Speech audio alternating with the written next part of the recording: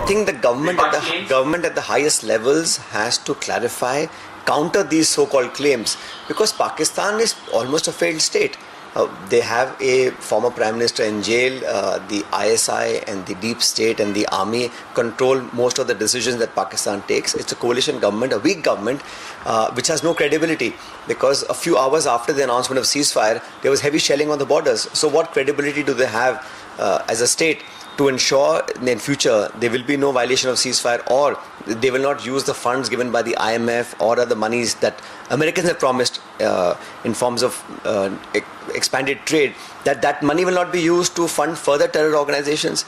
So I think this hyphenation is something that we had left behind long ago. The attempts to again drag and put India and Pakistan on the same platform, I don't think it's a positive sign. And certainly, Government of India must come out and clarify its stand. This attempt to internationalize Kashmir issue, the attempt to hyphenate India and Pakistan, is not something that is good for our foreign policy or for our global standing. We have demanded the government must answer.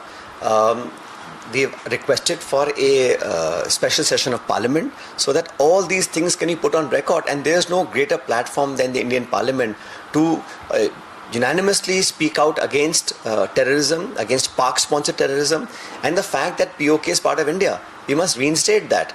All these discussions that have been, in the talk right now about having a neutral site for discussing Kashmir issue, and the way that all of our decisions are somehow being pre-announced by other parties, that is also not correct. I think Government of India must come out very clearly, and I don't think a spokesman, etc. would suffice. It has to be at the highest levels that they must rebut these claims, because in all I've seen, the Prime Minister addressed the nation and what he said was all true.